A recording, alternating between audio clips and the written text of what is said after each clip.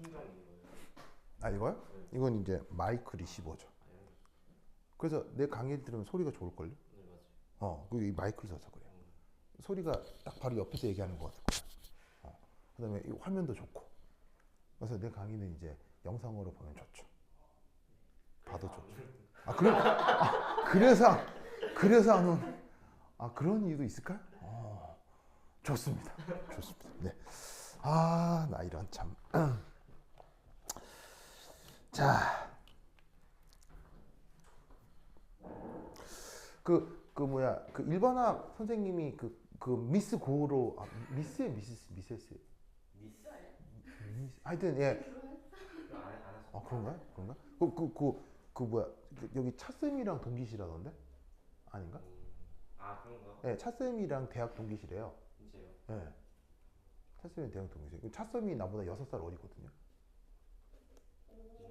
예. 그러니까 이제 그 고 선생님도 나보다 후배인 거예요. 알겠죠? 네, 하여튼 그렇다. 쓸데없는. 근데 이제 다행이라면 다행이라고 할까?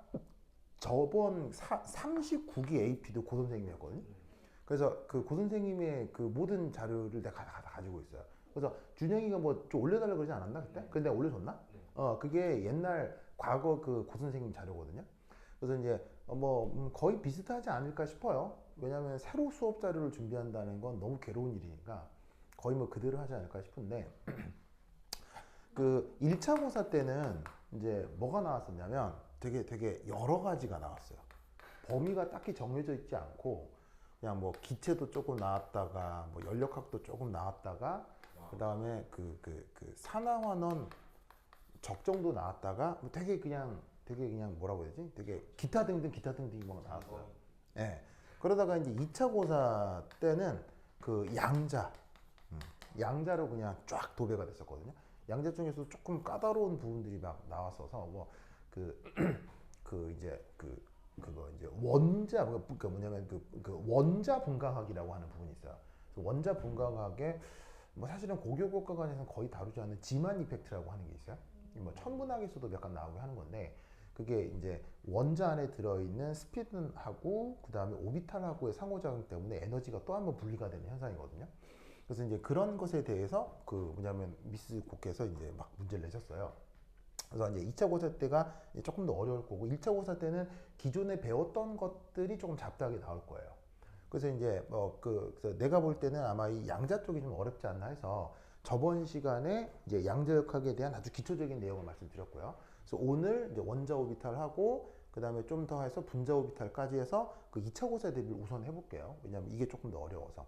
그리고 이제 1차 고사 그 부분 중에는 그 기체나 이런 부분이 나오는데 기체 같은 경우는 사실 이것도 하자고 하면 양이 좀 많아요. 양이 좀 많아서 내가 볼 때는 여러분들하고 나하고 수업 시간이 많지가 않아서 기체는 내가 동영상을 드릴게요. 동영상으로 가정학습을 부탁드립니다. 그렇죠? 그래서 가정학습으로 필요한 몇 가지 부분이 있어요. 그래서 기체에서 그 분자 충돌 이론. 그러니까 뭐 여러분들이 이건 알잖아요.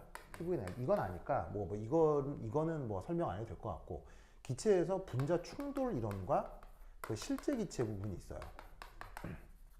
그래서 실제 기체 부분에 대한 동영상을 드릴 거예요. 그래서 그걸 보시면 그 뭐냐면은 뭐 충분히 공부가 될 겁니다. 작년의 경험에 의하면 고 교사께서 이걸 잘 몰라요. 잘 모르셔가지고 내가 이제 이렇게 뭔가 수업 시간에 얘기를 했는데 이제 작년에 여러분 선배 중에 이제 걔 누구야? 걔 태권도 소년. 걔 여러분 선배 중에 지금 39기 중에 태권도 소년 있잖아. 그거. 태권도 소년. 태권도 하세요? 도원이요? 도원이. 그거 수민아 도원이가 태권도 국가대표였다는 거 알아요? 그 어릴 때 주니어 국가대표였대요. 그래서 도원이하고 싸우면 죽어요, 알겠죠? 도원이하고 싸울 일 있으면 절대 도원이하고는 싸울 일을 만들면 안 돼, 알겠죠? 갑자기 도원이 막 때리고 싶어, 선배님 하면서 뺨팍 때리는 거야. 그러면 안 돼, 알겠죠?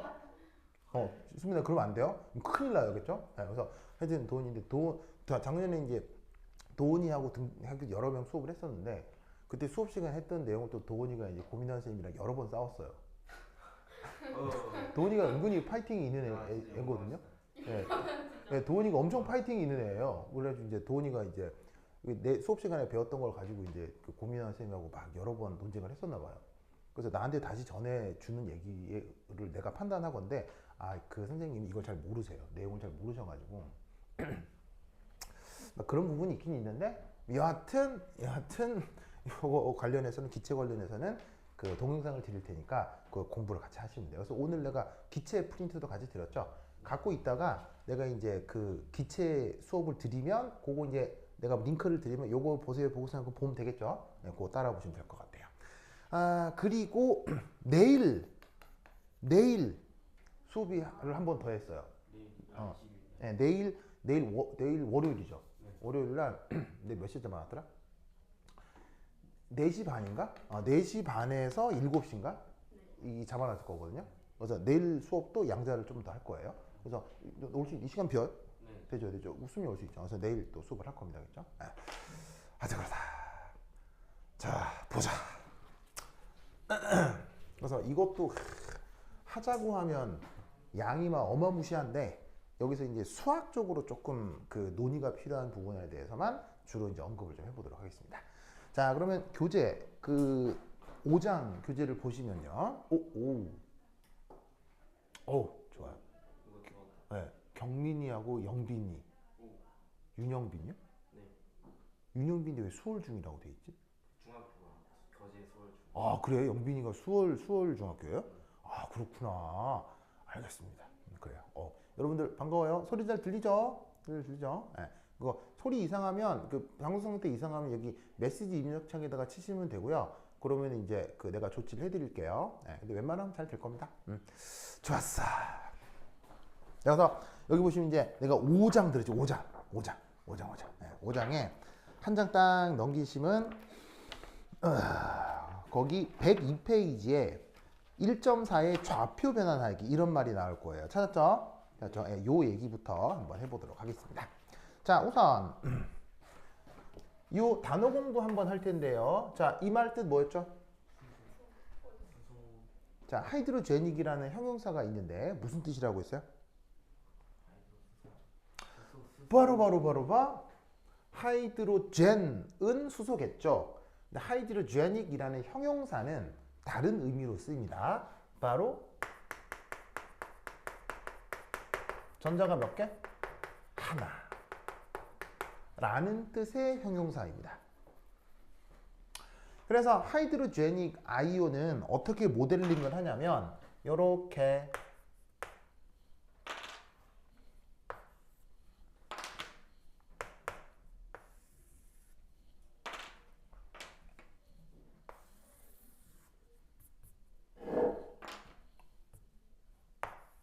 요렇게 모델링을 합니다. 여기 하이드로제닉 아이온을 아주 그냥 기본적으로 표현한 건데요. 자, 여기 Z라고 하는 건 뭘까요? Z가 뭐니? 바로 원자 번호겠죠. 바로 핵 안에 들어있는 양성자의 개수입니다.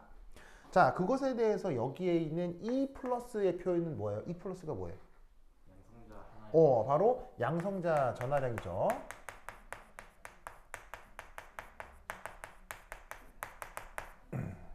그래서 원자 번호에다가 양성자 전하량을 곱한 것, 그게 바로 뭐가 되겠습니까? 바로 핵의 전하량이 될 거다, 이런 말이죠. 그래서 핵 전하량을 표현할 때 ZE 플러스 이런 걸 많이 썼었어요. 기억하시고. 그 다음에 뭐 얘는 당연히 얘는 뭐겠어요? 당연히 얘는 그 유명한 전자가 되겠습니다. 그래서 요 둘 사이 거리가 있겠죠? 그거 이제 R 이렇게 표현하는 게 가장 기본적입니다. 자, 그래서 여기에 있는 핵과 전자로 구성된 게 하이드로제닉 아이온인데, 이렇게 단순하게 표현한다 하더라도 이런 식의 원자 역시 1차원, 2차원, 3차원 어디에 있습니까? 당연히 3차원에 있는 거죠. 세상의 모든 물질들은 3차원에 있잖아요. 그래서 그 녀석의 입자의 위치를 표현하기 위해 이렇게 3차원 좌표기를 한번 써보았습니다.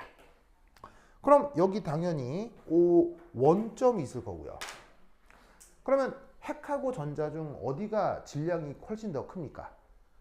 핵의 질량이 훨씬 더 크기 때문에 이 녀석이 무게중심 거의 가깝다라고 한다면 원점에 누가 있고요? 핵이 있고요. 그리고 어떤 위치 P에 전자가 있는 상황이다 라고 생각하면 되겠죠. 되십니까?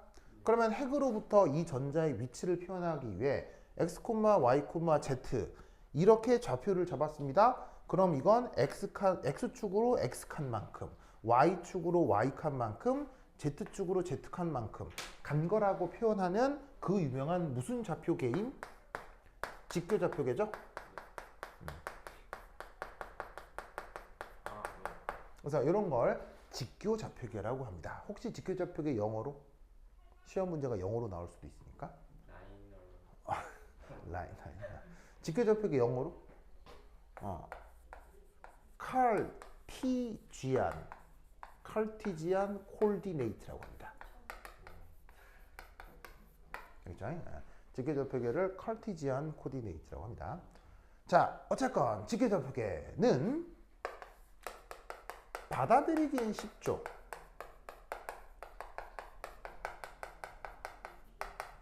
뭐 당연히 뭐 몇 칸 갔느냐 요것만 세면 되니까 아무것도 아닌데, 근데 애석하게도 이 직교좌표계는 계산이 매우 어렵습니다. 계산을 하려고 하면 굉장히 불편합니다. 그럼 당연히 여기서의 계산이란 뭐 사칙연산 얘기하는 건 아니겠죠? 무슨 계산 얘기하는 거겠죠? 여기서의 계산이란. 여기서의 계산은 무슨 계산들을 얘기해요? 바로 적분 중에서도 중적분, 그 다음에 그 미분 방정식 중에도 편미분 방정식. 편미분 방정식이란 말 알아요? 변수가 여러 개인 미분 방정식. 그리고 적분을 여러 번 해야 되는 중적분. 그런 식의 전문적 계산에서 직교좌표계는 굉장히 불편합니다. 그래서 공학적 계산을 할 땐 직교좌표계는 거의 무용지물이에요. 쓸 데가 없어요. 그러니까 고등학교 때는 직교좌표계를 주로 쓰잖아요. 왜냐하면 그게 이제 직관적으로 받아들이기 쉬우니까. 근데 대학 딱 가서 실용적 계산할 때는 직교좌표계는 무용지물이에요. 그래서 어떻게 된다? 새로운 좌표계가 필요하다.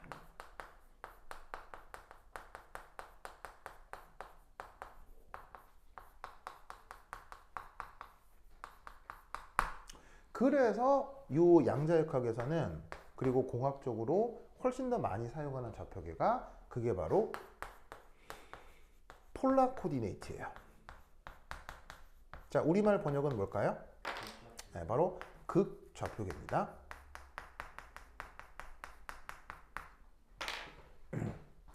자, 이 극좌표계, 이제 어떻게 되느냐? 얘는 극좌표계 첫 번째 1.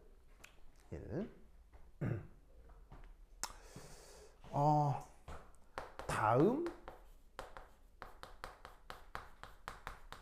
세 가지 요소로 위치를 표현합니다.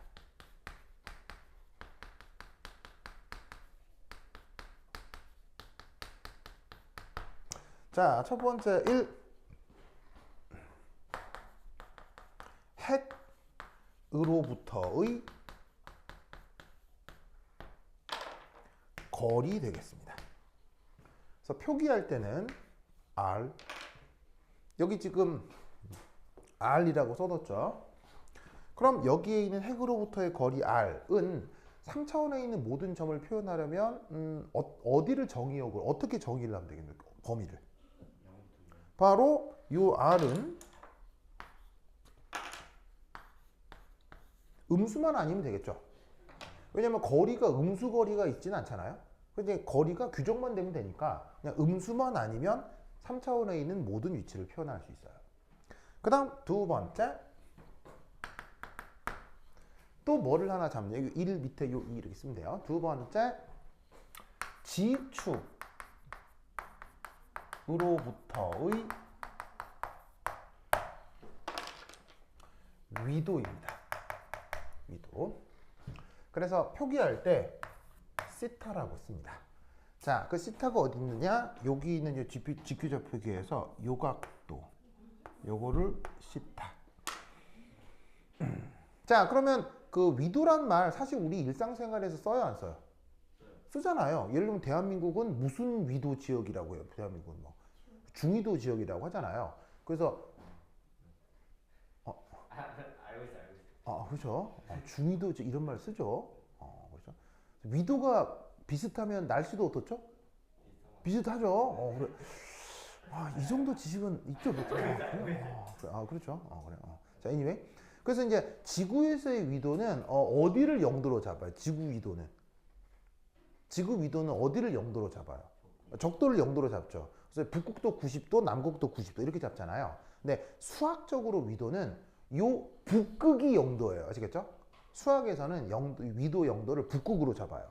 그래서 Z축이니까 이렇게 가면 북극이 있을 거 아니야. 북극으로부터 1도, 2도, 3도, 4도에서 남극까지 표시를 하는 거지. 알겠죠? 그렇다면 이 위도는 변역을 어디서부터 어디까지로 변역을 정하면 되겠어요? 어디부터 어디까지 정하면 3차원에 있는 모든 방향을 다 표현할 수 있을까요? 바로 얘는 위도기 때문에 0에서 파이까지로 정해 주시면 되죠.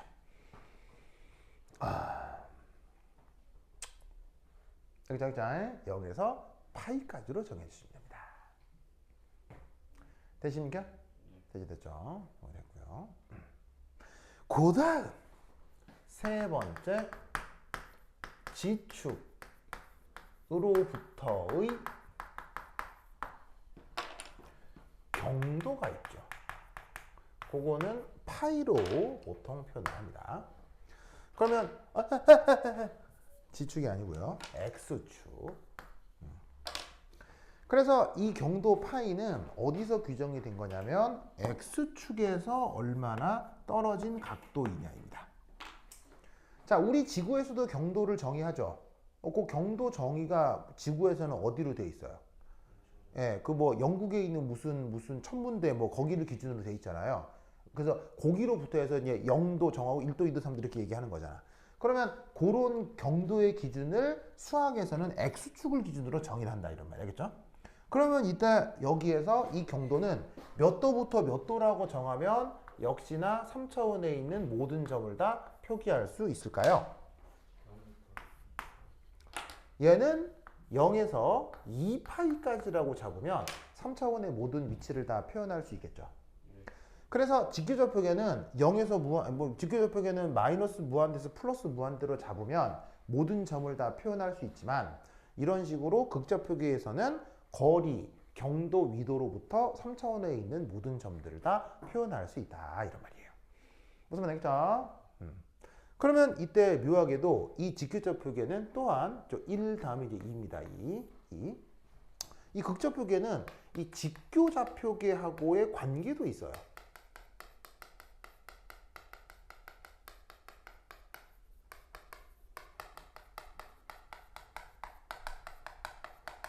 우선 첫 번째, 직교좌표계의 Z축 성분을 이렇게 R 코사인 시타로 표현할 수 있어요. 자, 뭐냐? 여기 잘 보시면 여기 직각이죠. 그러니까 이게 직각삼각형이잖아. 직각삼각형이니까 여기서부터 여기까지 거리가 R이고 각도가 시타면 R 코사인 시타 하면 이 Z좌표를 바로 표기할 수 있죠. 됐죠? 네, 뭐 크게 어렵지 않죠? 그러면 여기에 편의상 P-라고 하는 점을 규정해 두었는데 뭐냐면 내가 생각하고 있는 위치에 대한 정사형 위치예요. 그래서 XY 좌표는 그대로인데 Z좌표만 0인 거.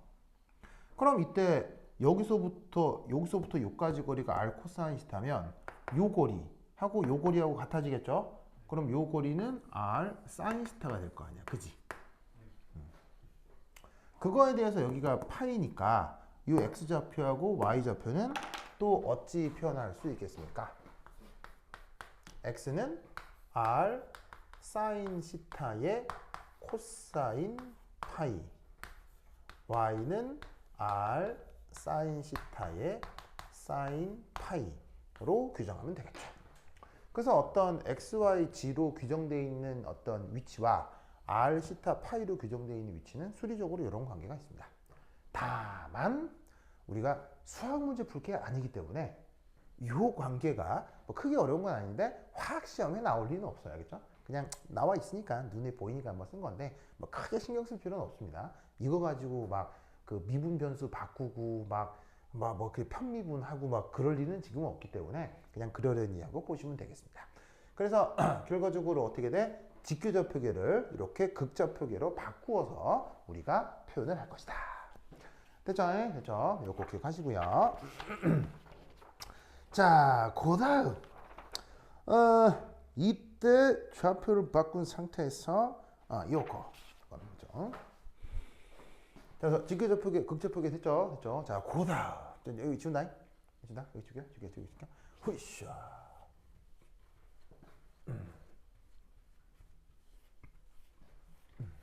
후이샤. 세 번째. 여러분들이 또 알아둬야 될 것. 세 번째.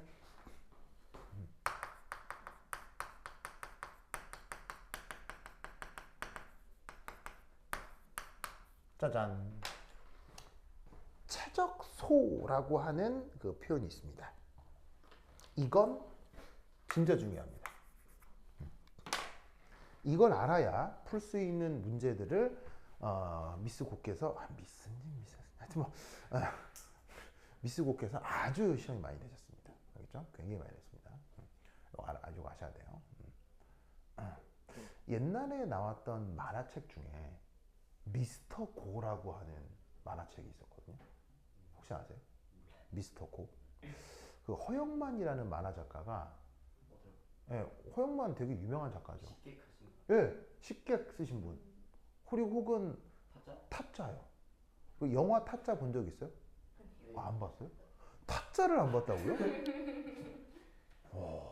그래요? 이게 슈민이 평소에 영화 잘 안 보는구나. 그래요? 그럼 슈민이 그러면 가장 마지막으로 본 영화? 엘로멘탈이요? 그 애니메이션이요? 물불 나오고 하는 거? 그렇구나.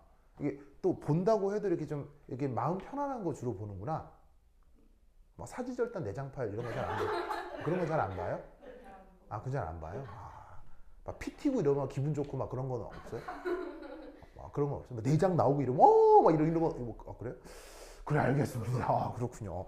영화 잘 안 보는구나. 그래서 우리나라 그 상업 영화 중에 타짜라고 하는 영화가 있어요. 이 영화는 명작이에요. 그래서 이게 이 영화는 한 50번쯤 본 것 같거든요. 왜 그렇게 많이 봤냐면 케이블 TV에서 많이 해줘요. 케이블 TV에서. 그럼 원래 보려고 보는 게 아닌데 이게 채널 돌리다가 케이블 TV 나오면 내가 옛날에 봤던 거네 하면 보통 어떻게 돼요? 채널 돌리잖아요. 근데 돌리다가 타짜네 하고 딱 보면 그때부터 계속 끝까지 계속 보게 돼 있어요. 당연하죠. 네. 당연히 19금이죠. 타짜인데. 당연히 19금이죠. 나는 당연히 영화는 19금이어야 재밌죠. 자, 이러면 타짜, 그 다음에 이제 오징어 게임, 공통점? 19금, 알겠죠? 영화는 19금쯤 돼야 볼만하죠.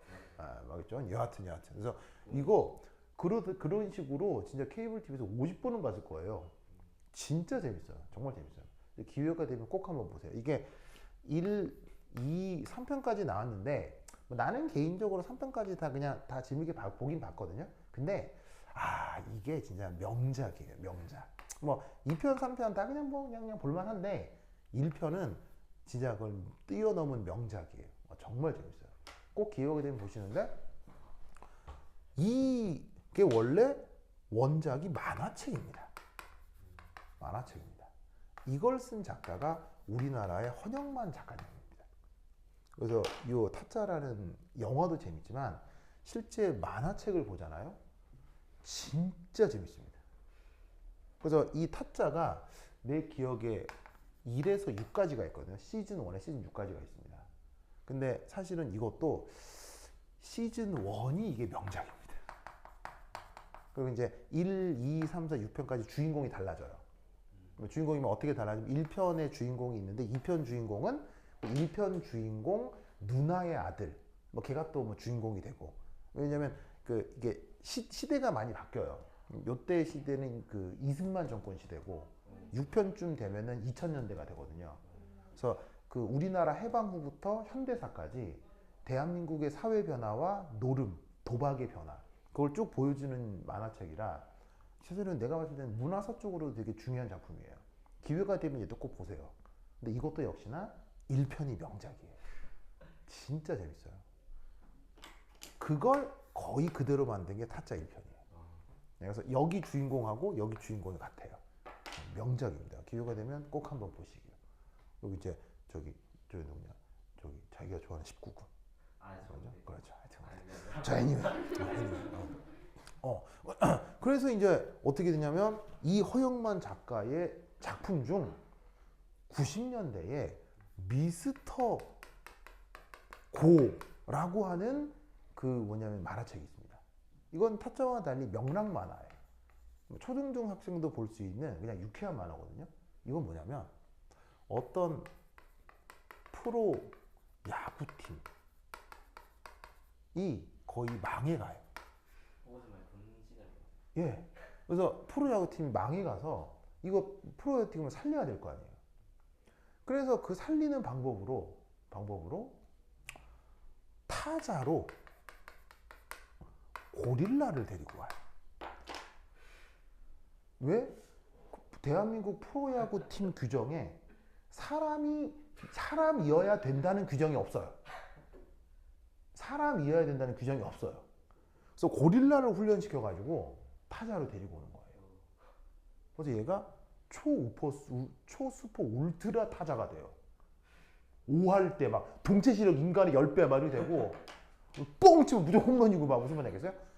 그래서 그 영화 만화 제목이 미스터 고야. 갑자기 미스 고 하니까는 여러 가지 생각이. 자, 애니메이 그다음 최적 수업 표현. 자, 이게 뭐냐? 이건 중요합니다, 그렇죠? 이건 중요해. 이런 얘기 딱 하지 마시고 그냥 갑자기 내 머릿속에 떠오른 이상한 생각이었다. 자, 그다음 최적 수업 표현. 자, 이거에 뭐냐? 우선 첫 번째 1. 어떤 영역에서 전자를 발견할 확률 표현. 이거 저번 시간에 했었는데 기억 날란가 모르겠네요. 자, 전자 발견할 확률 표현 어떻게 되느냐? 우선 확률을 영어로 뭐라고 하죠?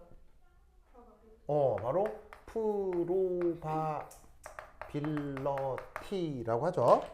그래서 확률이니까 그냥 이렇게 대문자로다가 이렇게 P 이렇게 한번 써볼게요. 대문자 P 확률.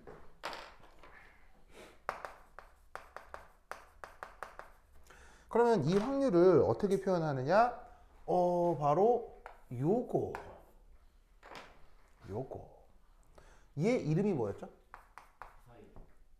이름이 웨이 펑션이었죠. 우리말 번역은 파동함수. 그렇죠? 파동함수. 자, 그런데 이 파동함수는 누구의 성격을 가지고 있어요? 요 전자의 성격을 설명해 주는 그 함수잖아요. 그러면 이 전자의 위치가 1차원적이에요? 아니면 몇 차원적이에요? 전자의 위치가 몇 차원적이에요? 3차원적이잖아요. 3차원적인지라 이 파동함수도 전자의 위치를 규정하는 바로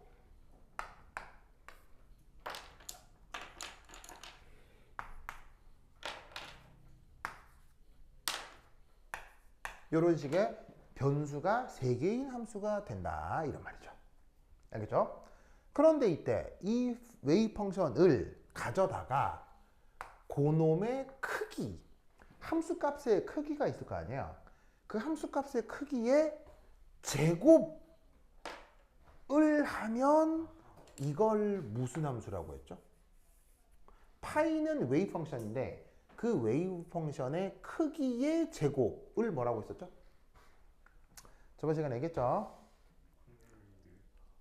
밀도 함수. 그렇지. 바로 우리말 번역 확률 밀도 함수라고 했고요. 이걸 영어로다가 probability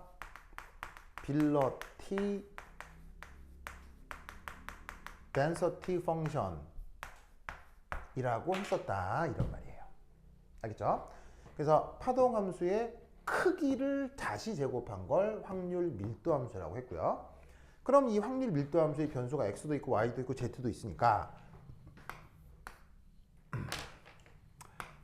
저기에 있는 x 변수에 대해서 x1에서 x2까지 정적분을 하는 거예요. 그럼 여러분 정적분을 해버리면 그 변수는 사실 적분이 끝나면 여전히 남아있어요. 정적분 해버리면 변수는 사라져요. 변수는 뿅 사라지죠? 그럼 이 적분이 끝나고 나면 y변수하고 z변수가 남겠죠. 그럼 y변수하고 z변수를 또다시 적분해 주는 거예요. 아시겠죠? 그러면 이 정적분이 끝나면 최종적으로 z 변수가 하나 남겠죠? 그걸 다시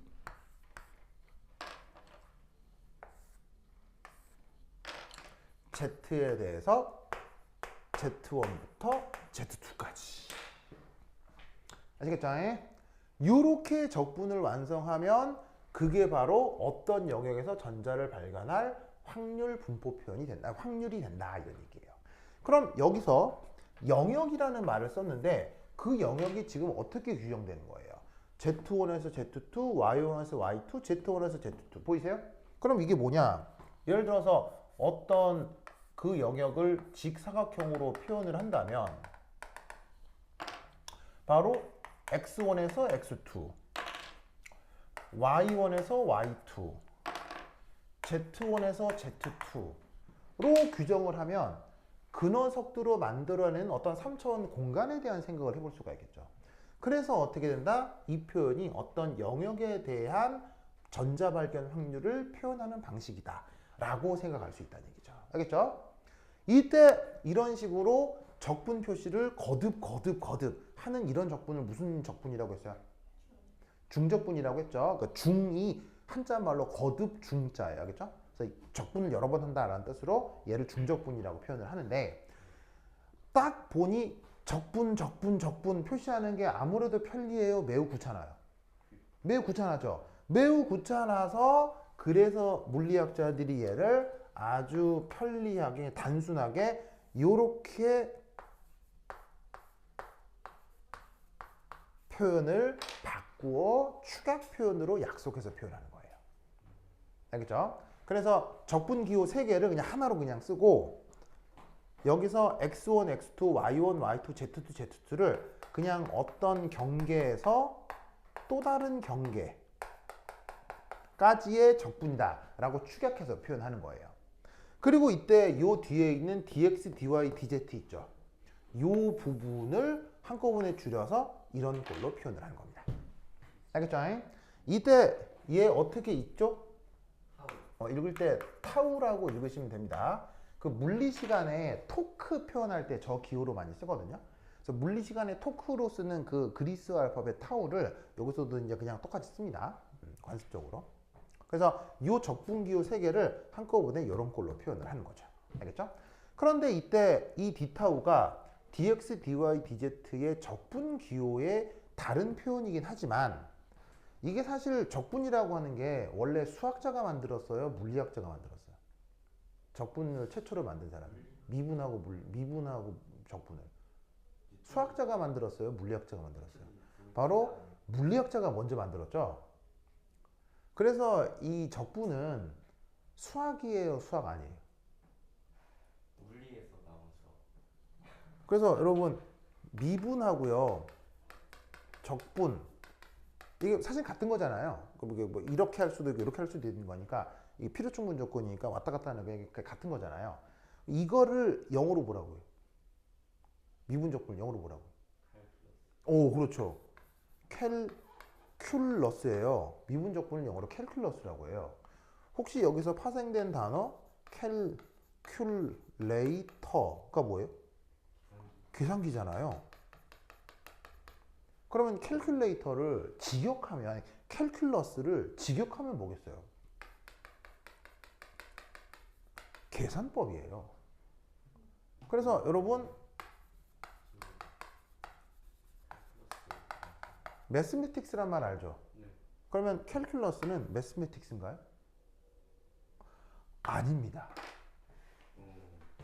이거 누구한테 물으면? 수학자한테 물으면 여러분 수학자 잡고요. 저 미분적분이 수학인가요? 물으면 아이 그 수학 아니지. 이게 진짜입니다. 모든 수학자는 그렇게 답합니다. 다만 편의상 수학과에서도 가르쳐 줄 뿐인 거지. 정통 수학자들은 저 미분적분은 수학으로 안 쳐줍니다. 정말이에요. 그냥 수학자들이 생각하는 미분적분은 사칙 연산의 확장일 뿐이에요. 네, 그러니까 더하기 빼기를 조금 더 연속적으로 해보자 뭐 이거라서 수학자들은 수학으로 안 치고 그냥 단어도 다르다고요.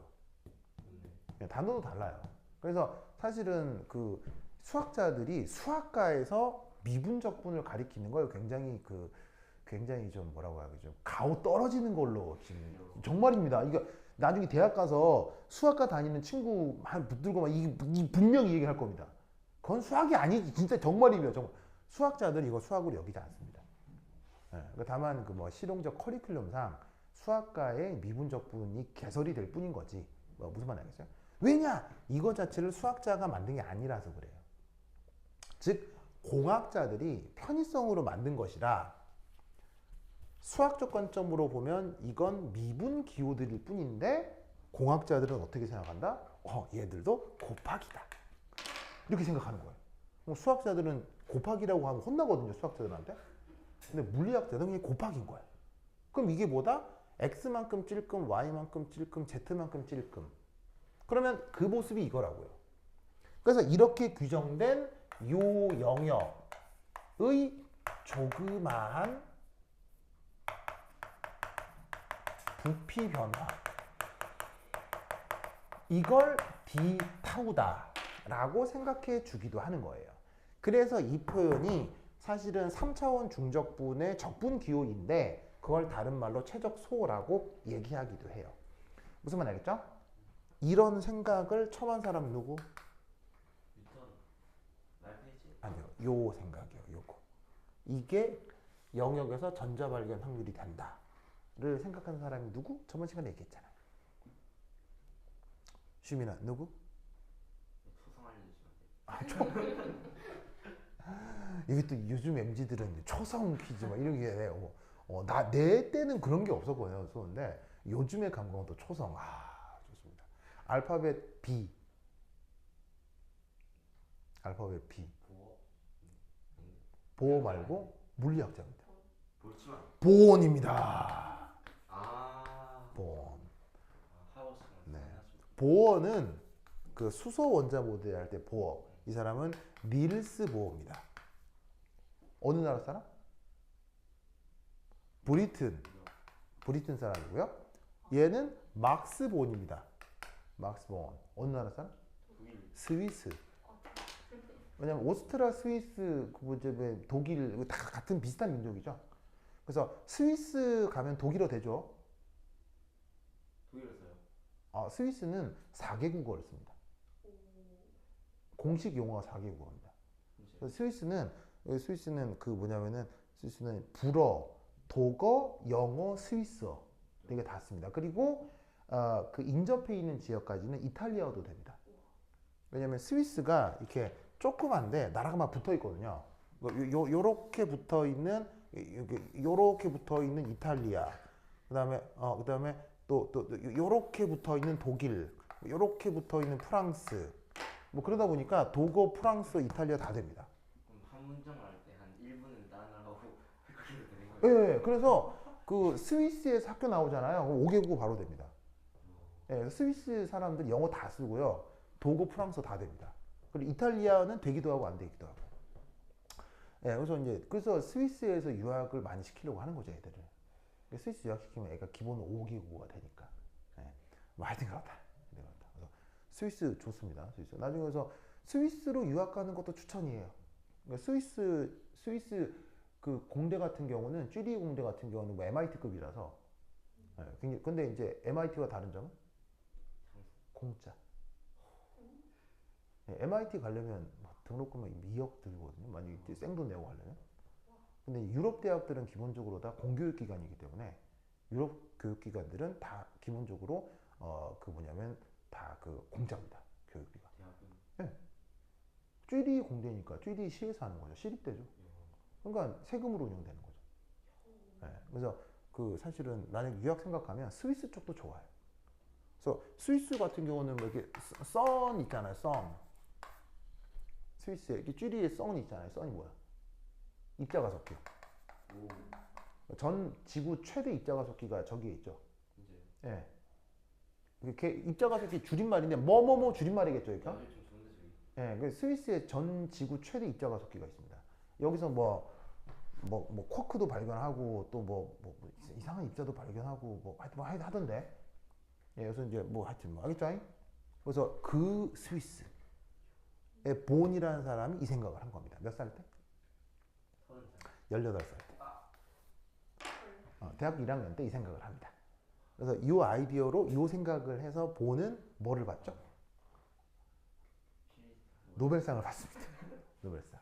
그래서 18살 때 이제 그 노벨상을 받는 생각을 하는 거죠. 그래서 지금 준영이 몇 살? 나이가 몇 살이지? 17살. 17이요? 그래요? 그래서 준영아? 17. 앞으로 한 고등학생 19. 그런가요? 그런가요? 저 준영아 앞으로 2년 남았다. 네. 알겠죠? 이게 노벨상 이번 2년 남았다 알겠죠? 그래. 아직 그렇다. 자, anyway. 그래서 이 사람 이름이 바로 그 유명한 막스 본입니다. 알겠죠? 그러면서 요 양반의 아이디어로 이렇게 제시가 된 거예요. 그런데 이 수식을 x, y, z 직교좌표계로 요렇게럼 표현할 수 있다는 얘기지. 그런데 이것을 좌표를 바꾸어 보자고요. 좌표를 바꾸면 어떻게 되느냐? 요 파동함수도 자 이제 크기의 제곱. 자 파동함수의 크기의 제곱 이름이 뭐라 그랬어요? 파동함수 크기의 제곱 probability density function이라고 했죠. 그 문제가 영어로 나올 수 있으니까 이제 용어들도 영어로 기억하도록 합시다. 자, 준영 한번 읽어볼까요? probability density function 시작. 예, 그렇죠. 이게 PDF라고 읽으면 편한데 이게 이런 줄임말은 없거든요. 그러니까 내가 쓰다가 쓴 건데. 좋아. 다시 한번 준영 뭐라고? probability density function 알겠죠? 그래서 이제 요 부분을 이렇게 부른다서 파동함수의 크기의 제곱을 이렇게 부른다. 그런데 이때 변수가 x, y, z가 아니라 r, 시타, 파이. 면 놀랍게도 이런 일이 벌어집니다. 여기서도 이제 x, y, z에 대해 정적분을 했듯 여기서도 인티그럴 해서 R1에서 R2까지 시타1에서 시타2까지 파이1에서 파이2까지 얘들도 각 변수에 따라 정적분 하라는 얘기겠죠? 네.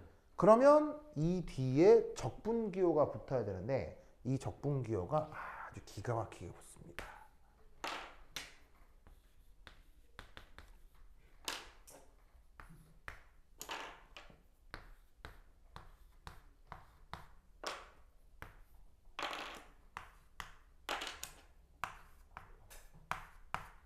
이렇게 바뀝니다. 그래서 그냥 dx, dy, dz처럼 dr, dθ, d파이가 되는 게 아니고요. 여러분 적분할 때 변수를 바꾸는 치환적분 해본 적 있죠? 치환적분 하다 보면 이게 적분기호 바뀌면서 이상한 상수나 항이 앞으로 튀어나오는 경우가 있죠. 여기서도 그런 일이 벌어져요. 그러다 보니까 dx, dy, dz를 치환적분을 해버리면 요런 꼴로 바뀌게 됩니다. 요게 바로 새로운 차적소 표현이 돼요. 그래서 다른 수식은 외울 필요가 없는데 요거는 꼭 외워놓도록 합시다. 알겠죠? 그러면 얘를 이렇게 치환적분하는 얘를 이렇게 수리적으로 증명할 수도 있느냐? 네, 증명할 수 있습니다. 그리고 얘를 이렇게 바꾸는 건 그 증명이 의외로 꽤 단순합니다. 그래서 만약 궁금하다면 어디를 보시면 되냐면 교재 106페이지 그림 4. 자, 106페이지에 그림 4. 뭐 하나 나오죠? 네. 이 그림이 바로 얘를 이렇게 변환해주는 증명 과정입니다. 알겠죠? 그래서 그림을 쫙 보면 아주 자세히 보지 않더라도 레디안 개념으로 증명돼 있다는 거 알겠어요? 레디안 개념? 자, 라디안 개념이 뭐예요?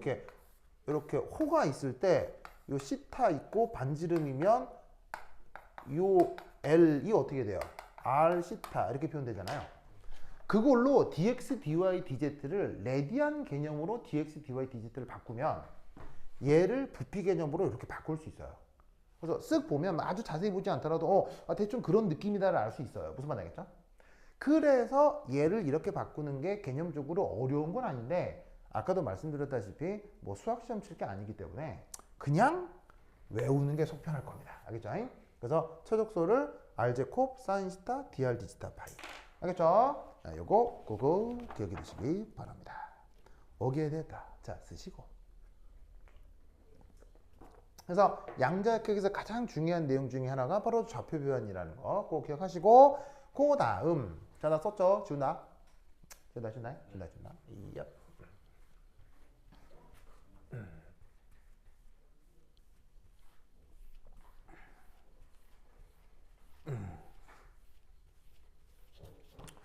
자, 1.4 있죠? 그 다음 1.5. 자, 1.5 챕터는 뭐더라? 변수 분리.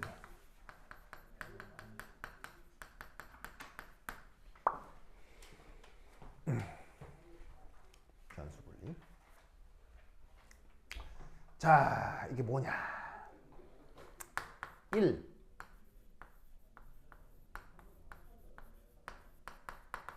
웨이브 펑션 파이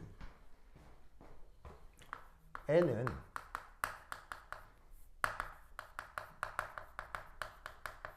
전자의 모든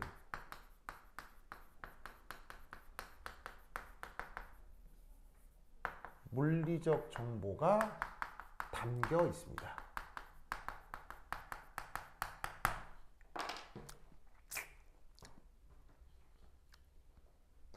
그런데 이때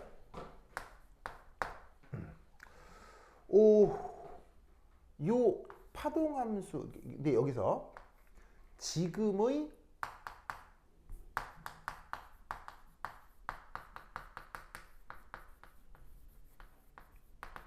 하이드로제닉 아이온에서는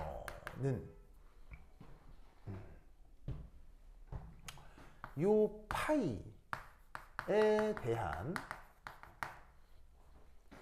R과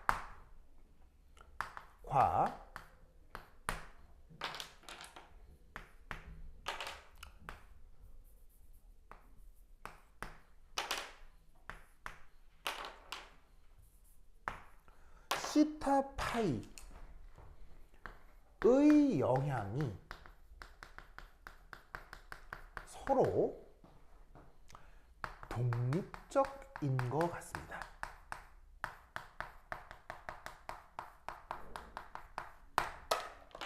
자, 쓰시고 뭔 말인지 말씀을 드리겠습니다. 자, R이 뭐였죠? 거리. 그 다음 시타가 뭐였죠? 시타가 뭐였죠? 위도. 슈미나 파이는 경도 하겠죠? 그런데 핵이 있고 전자가 있는데 거리 말고 시타 파이가 거리와 독립적이라니? 독립적? 독립적? 이게 무슨 말? 자, 여기 좀 어려운 표현 썼는데 독립적이라는 말을 썼잖아요. 다른 말로 바꾸면 무관이. 서로 관계가 없는 것 같다라는 뜻이에요. 어? 왜냐?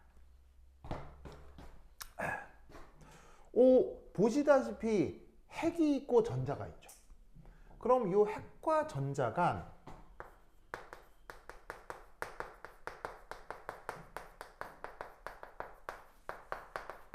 위치 에너지 어떻게 표현할 수 있죠? 자, 핵과 전자 간 위치 에너지 어떻게 표현할 수 있죠?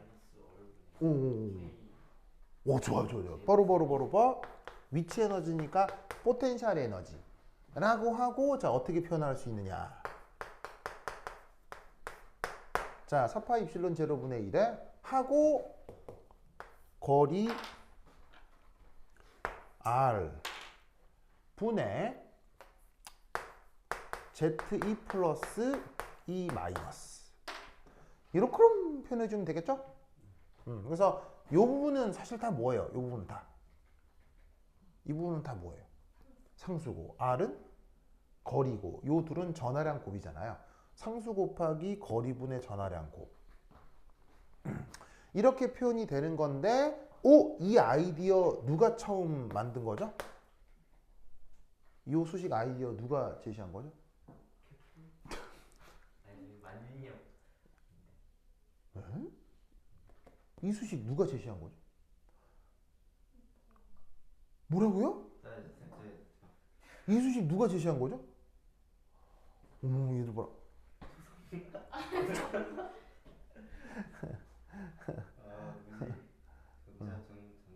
야, 이 수식 제시한 사람이 누구예요? 쿨롱이요, 쿨롱. 맞아, 쿨롱. 쿨롱. 쿨롱. 잘 보고 있죠? 쿨롱. 자, 영빈아, 경민아, 쿨롱 알죠? 쿨롱. 아, 진짜 이 사람들 쿨롱. 그래서 쿨롱이라는 사람의 아이디어로 이렇게 가정하기를 한 거, 이렇게 제시가 된 거죠. 그래서 이제 이 수식을 딱 보면, 놀라운 건 이 수식이 봐봐요.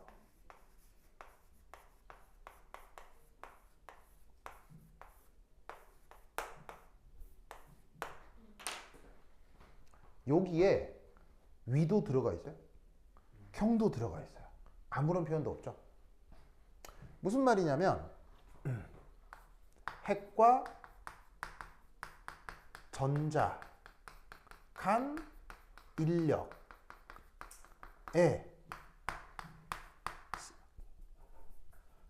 시타와 파이는 영향을 줄 수 없다는 거예요.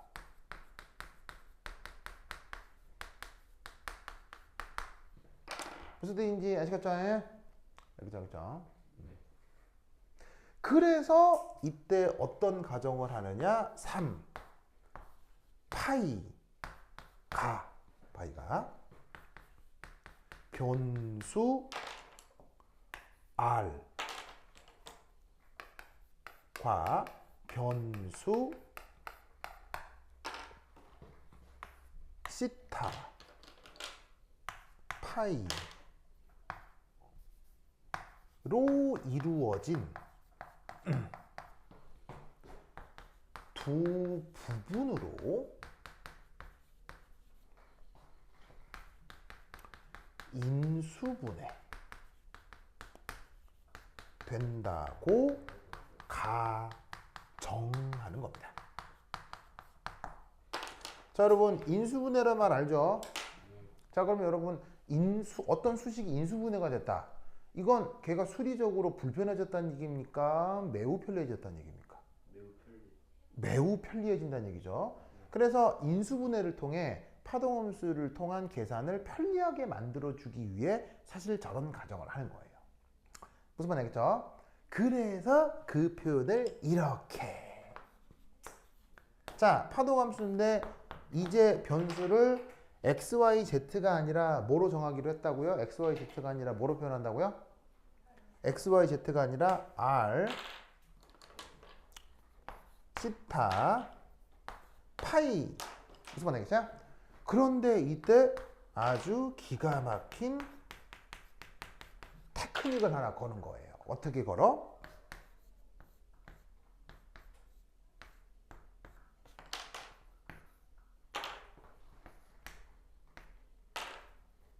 이렇게 된다라고 가정하는 거예요. 이때 이 두려 관계는 진짜 단순 고박이에요. 그래서 R로만 표현되어 있는 부분, 시타 파이로 되어 있는 부분이 이렇게 예쁘게 괄호 묶여서 곱하기. 무슨 말 알겠죠? 이렇게 파동함수가 표현된다라고 가정하는 겁니다. 이때 난데없이 등장한 R, Y 그냥 갑자기 나왔으니까 그냥 R, Y라고 할 수는 없고 이름을 붙여줘야 되겠죠? 쟤네 이름을 어떻게 부르느냐? 이때 첫 번째 1 얘를 뭐라 부르느냐? radial part라고 합니다. radial part. 우리말 번역은 방사상 부분 이렇게 번역을 하는데 이게 책마다 저자 취향에 따라 function이라고 번역하는 책도 있습니다. 그래서 radial part, radial function 다 쓰는 표현입니다. 그 다음 두 번째 y, 시타 변수하고 파이 변수만으로 포함된 이 y는 뭐라고 부르느냐? angular part라고 합니다. 우리말 번역은 각 부분. 그래서 수소원자 모델에 대한 이제 뭐냐면은 양자역학적 분석. 그래서 결국 그게 오비탈로 연결이 될 건데 그 오비탈로 들어가기 위해 좌표가 극좌표계로 바뀌었고 극좌표계에 대해서 거리 변수와 방향 변수가 저렇게 분리되어 나타난다라는 가정까지를 꼭 기억해 두셔야 됩니다. 알겠죠? 오케이, 됐다. 그러면 한 10분 쉬었도록 하겠습니다. 환실 받으시오.